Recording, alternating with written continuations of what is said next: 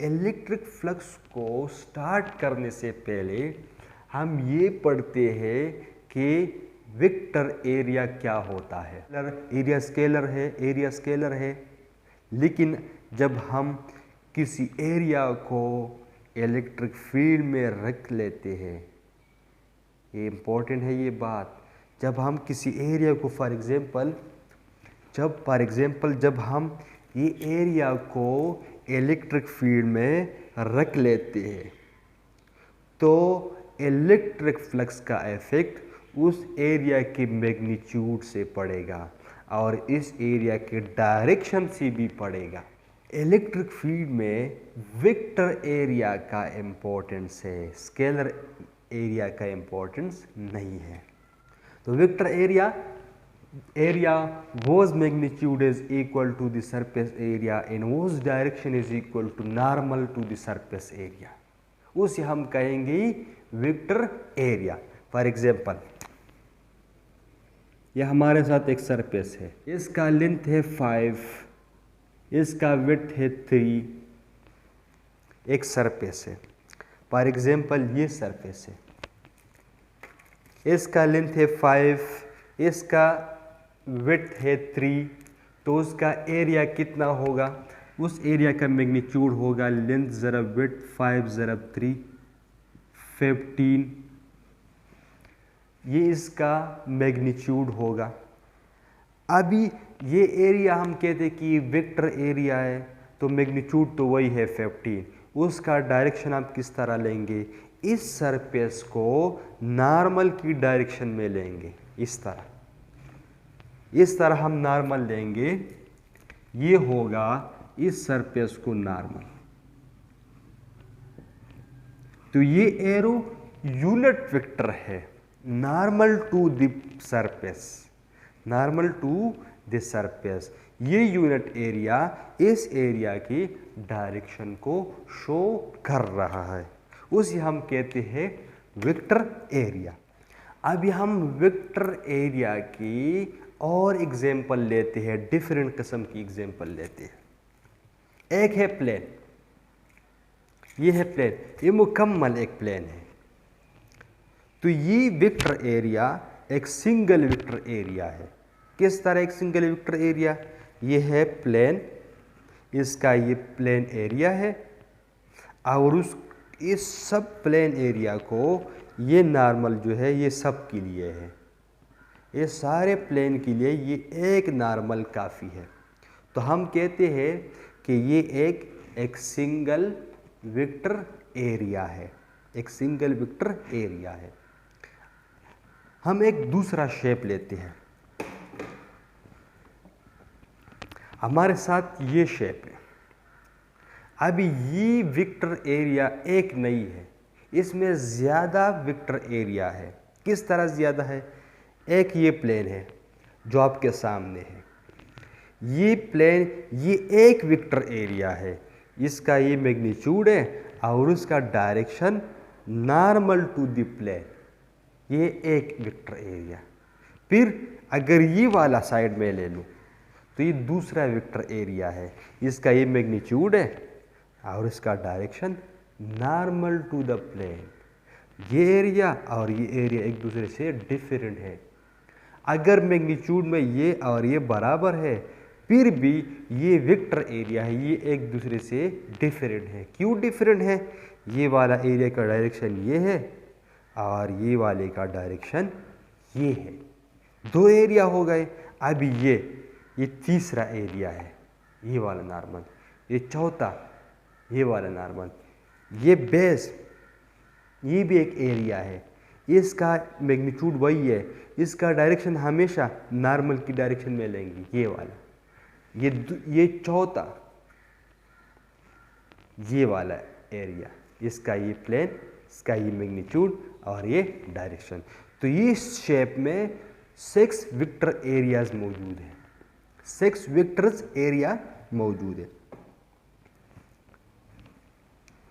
ये example number 1 आप ले सकते हैं।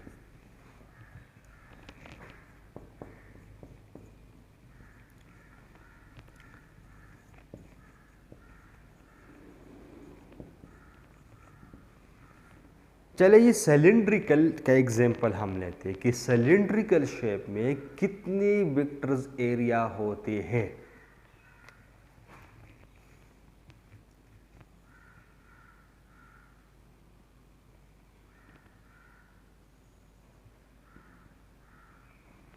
ये एक सिलिंड्रिकल शेप है, उसमें कितने वेक्टर्स एरिया होंगे।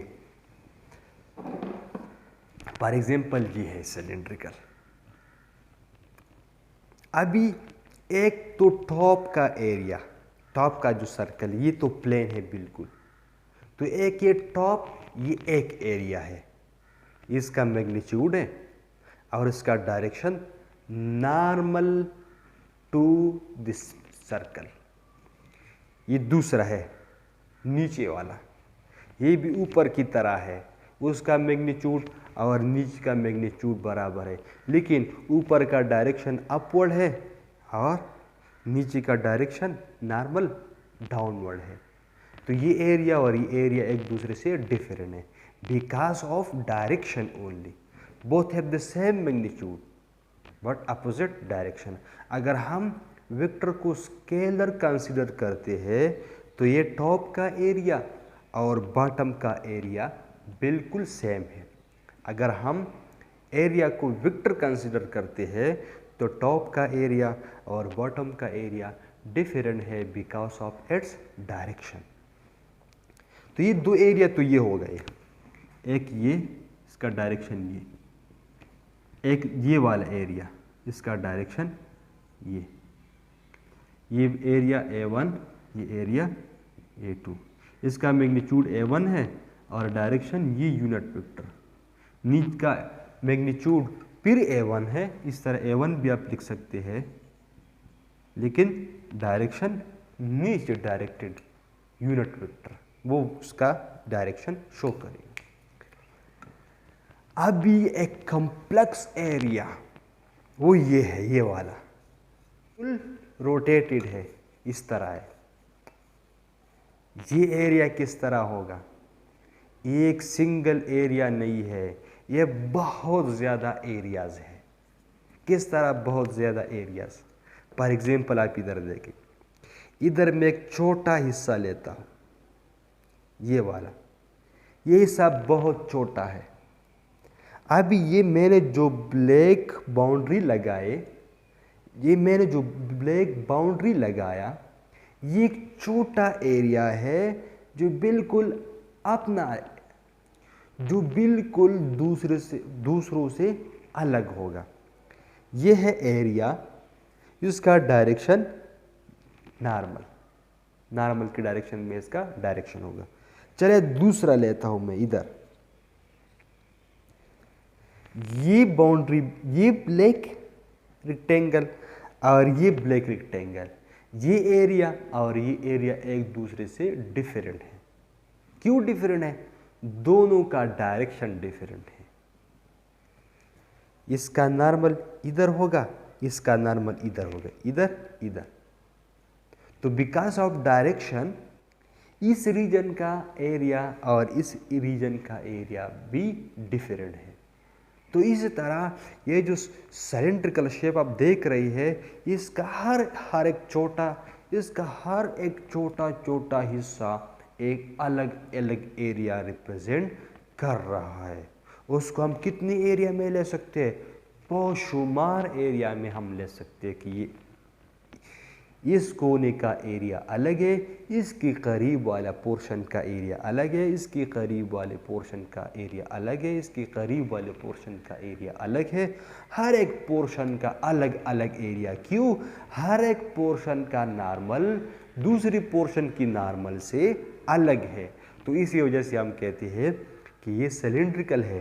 टॉप भी एक एरिया है, बॉटम भी एक एरिया है, लेकिन ये इधर ये एक एरिया है, इसका नॉर्मल ये है, इधर ये दूसरा एरिया है, इसका नॉर्मल कुछ यू होगा, ये तीसरा एरिया, इसका नॉर्मल कुछ यू होगा। हर एक जगह का नॉर्मल दूसरे वाले जगह से अलग है। तो इसी वजह से हम कहते हैं कि इस सिलेंडर में बहुत ज़्यादा एरिया पाए जाते हैं। चलिए एक स्फेरिकल का एग्जाम्पल लेते हैं।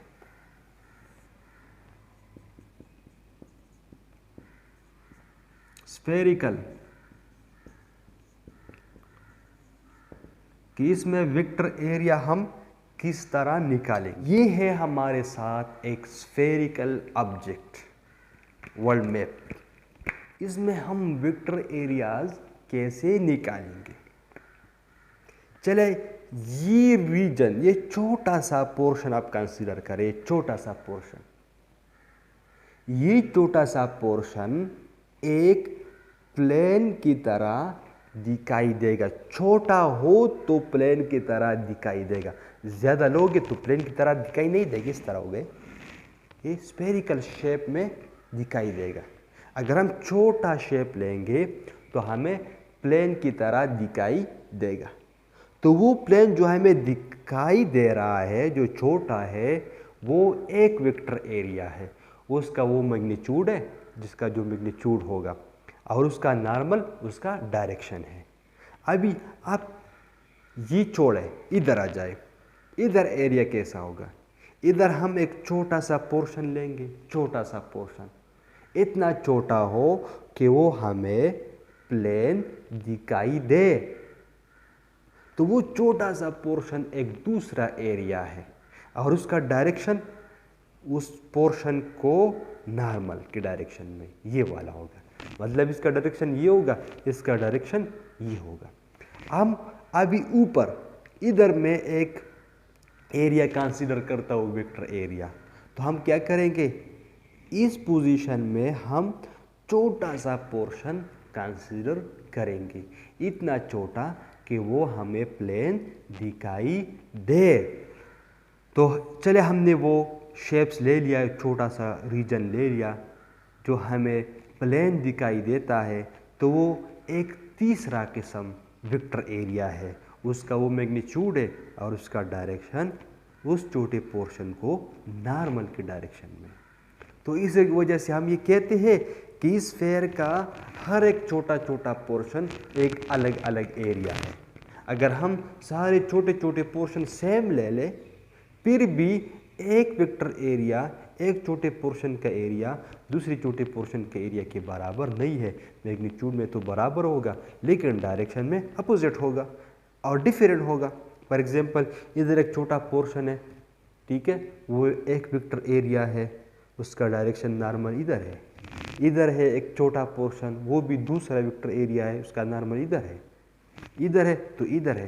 तो आप देखें, हर एक पॉइंट पे हर एक पोर्शन का एरिया का नॉर्मल बिल्कुल दूसरे से अलग है।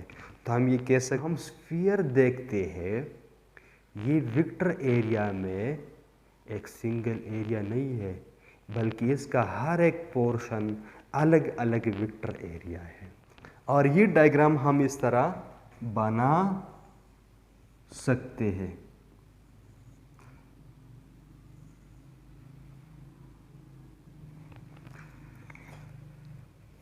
ये है इसका, ये है एक यूनिट वेक्टर। इधर छोटा पोर्शन ले ले, इतना छोटा कि हमें प्लेन दिखाई दे। इधर छोटा पोर्शन ले ले, इतना छोटा पोर्शन कि हमें प्लेट दिखाई दे। अभी जब वो प्लेट दिखाई देगा तो उस प्लेन को हम नॉर्मल लेंगे। तो छोटा पोर्शन वो एरिया का मैग्नीट्यूड होगा और उसका नॉर्मल उसका डायरेक्शन शो करेगा, और नॉर्मल हमेशा यूनिट वेक्टर होगा। तो ये तो एक है। ये सिलेंडर में बहुत ज़्यादा वेक्टर एरियाज होते हैं और स्फेरिकल में भी बहुत ज़्यादा वेक्टर एरिया मौजूद होते हैं। अभी हम शुरू करते हैं इलेक्ट्रिक फ्लक्स। इलेक्ट्रिक फ्लक्स क्या है? The number of electric field lines. जो हमने पढ़ा था, इलेक्ट्रिक फील्ड लाइंस पॉजिटिव से निकलेगा, नेगेटिव की तरफ होगा, पॉजिटिव से अवे होगा, नेगेटिव की तरफ होगा, वो इलेक्ट्रिक फील्ड लाइंस। अगर इलेक्ट्रिक फील्ड है तो हम उसी इलेक्ट्रिक फील्ड लाइन से रिप्रेजेंट कर सकते हैं। तो the number of electric field line passes perpendicular to a plane surface. Simple है। इलेक्ट्रिक फील्ड, इलेक्ट्रिक फ्लक्स क्या है? हम इलेक्ट्रिक फील्ड में एक एरिया को रखेंगे और उस एरिया से इलेक्ट्रिक फील्ड लाइंस कितनी इलेक्ट्रिक फील्ड लाइंस परपेंडिकुलरली पास हो जाए तो उस नंबर ऑफ फील्ड लाइंस को हम इलेक्ट्रिक फ्लक्स कहते हैं। इलेक्ट्रिक फ्लक्स एक इम्पोर्टेंट कॉन्सेप्ट है इस चैप्टर में। अभी से अपना कॉन्सेप्ट क्लियर करें इसके ऊपर। जब हम इलेक्ट्रिक फील्ड में क्या होगा, इलेक्ट्रिक फील्ड लाइंस होंगे। जब हम कोई एरिया रख लेंगे तो उस एरिया से जितनी इलेक्ट्रिक फील्ड लाइंस परपेंडिकुलरली पास हो जाए तो उस number of field lines pass होने को हम इलेक्ट्रिक फ्लक्स कहते हैं। फॉर एग्जांपल ये है इलेक्ट्रिक फील्ड, ये इलेक्ट्रिक फील्ड है, हम उसे रिप्रेजेंट करते हैं इलेक्ट्रिक फील्ड लाइन से। ये इलेक्ट्रिक फील्ड लाइंस है। हम एक एरिया इस इलेक्ट्रिक फील्ड में रख लेते हैं। जब हमने इलेक्ट्रिक फील्ड में एक एरिया रख लिया तो क्या हुआ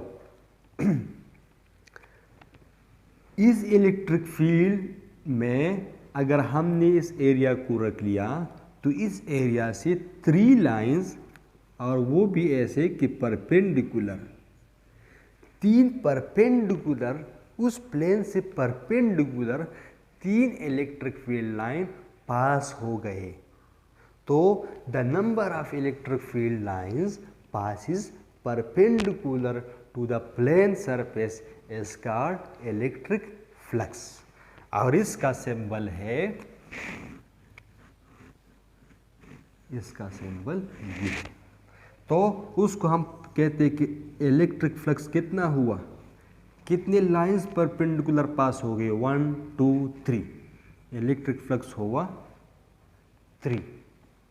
अगर ज़्यादा इलेक्ट्रिक फील्ड लाइंस परपेंडिकुलर पास हो जाए, फॉर एग्जांपल ये कब ज़्यादा होगा, जब इलेक्ट्रिक फील्ड स्ट्रांग होगा तो इलेक्ट्रिक फील्ड लाइंस की डेंसिटी ज़्यादा होगा और electric number of electric field lines passes from vector area ज़्यादा होगा।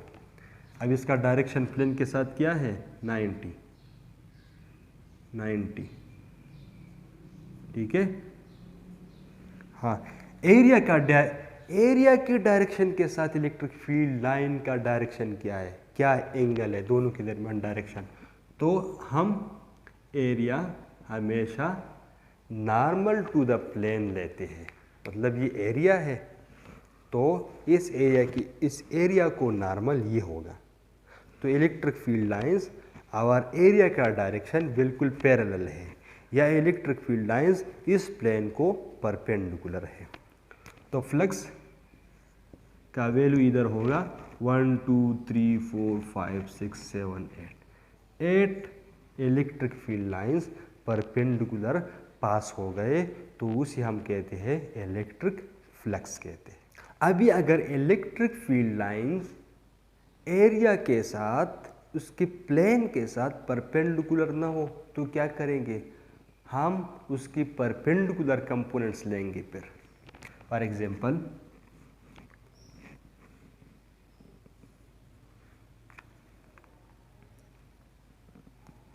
ये है इलेक्ट्रिक फील्ड, ये है इलेक्ट्रिक फील्ड लाइन।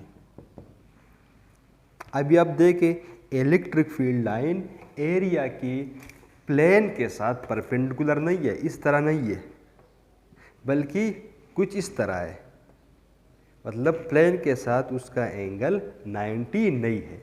तो इस केस में हम क्या करेंगे, इस केस में हम इस इलेक्ट्रिक फील्ड को 2 हिस्सों में या कंपोनेंट्स में डिवाइड करेंगे और उसका वो कंपोनेंट्स लेंगे जो इस प्लेन को परपेंडिकुलर हो। मतलब हम इस इलेक्ट्रिक फील्ड को 2 हिस्सों में डिवाइड करेंगे, एक ये और एक ये हो गया। ये दोनों कंपोनेंट एक दूसरे को परपेंडिकुलर है। अभी ये है थीटा, मतलब इलेक्ट्रिक फील्ड लाइन ने प्लेन के साथ 90 की बजाय कुछ और एंगल थीटा बनाया। फीड है ई, उसका थीटा है, उसका एंगल है थीटा, तो उसका परपेंडिकुलर कंपोनेंट और उसका प्लेन के साथ हॉरिजॉन्टल कंपोनेंट कैसा होगा। थीटा के अपोजिट हम लेंगे, थीटा के साथ हम लेंगे ई कास थीटा, और ये हम लेंगे ई साइन थीटा। हम ये लेंगे, ये वाला नहीं लेंगे, because it does not generate any flux, it does not form any flux. ये फ्लक्स कोई भी फ्लक्स ये नहीं बनाता, हमेशा वो कंपोनेंट फ्लक्स बनाता है जो प्लेन के साथ परपेंडिकुलर हो। ठीक है, अभी इलेक्ट्रिक फ्लक्स डिपेंड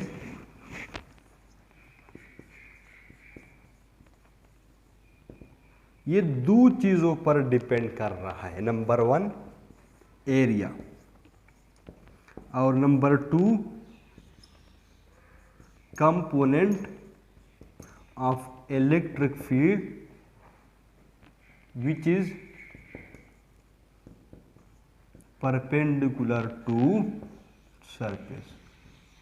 जो सरफेस के साथ परपेंडिकुलर हो वो सरफेस का वो कंपोनेंट, और वो है ई कास थीटा। फ्लक्स ये दो चीज़ों पे डिपेंड करता है। तो इलेक्ट्रिक फ्लक्स का फार्मूला है, एक है एरिया, दूसरा है इलेक्ट्रिक फील्ड का, इलेक्ट्रिक फील्ड का या इलेक्ट्रिक फील्ड लाइन का वो कंपोनेंट जो प्लेन के साथ परपेंडिकुलर हो, या वेक्टर एरिया के साथ, जिसका जो नॉर्मल होता है उसको पैरेलल हो, और वो होता है ई कास थीटा। तो ए ई कास थीटा, या उसका हम इस तरह भी लिख सकते हैं ई ए कास थीटा। और आपको पता है dot product A dot B बराबर होता है ए बी कास थीटा, मतलब हम ए बी कास थीटा को हम वापस ए डॉट बी लिख सकते हैं। इस तरह हम ई ए कास थीटा को हम ई डॉट ए।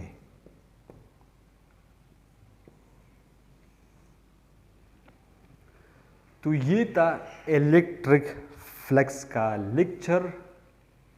इधर से इलेक्ट्रिक फ्लक्स का लेक्चर ख़त्म हुआ। इसके बाद हमने कंक्लूजन निकाला कि फ्लक्स कब बढ़ेगा। फ्लक्स दो चीज़ों पे डिपेंड कर रहा है। नंबर 1 मैग्नीट्यूड ऑफ एरिया, जब एरिया ज़्यादा हो तो ज़्यादा इलेक्ट्रिक फील्ड लाइंस पास हो जाएंगे, और दूसरा इलेक्ट्रिक फील्ड का वो कंपोनेंट जो परपेंडिकुलर हो, जो प्लेन को परपेंडिकुलर हो। अगर वो ज़्यादा है तो ज़्यादा फ्लक्स होगा, अगर कम है तो कम होगा, अगर बिल्कुल नहीं है फिर इलेक्ट्रिक फ्लक्स 0 होगा। Thank you all.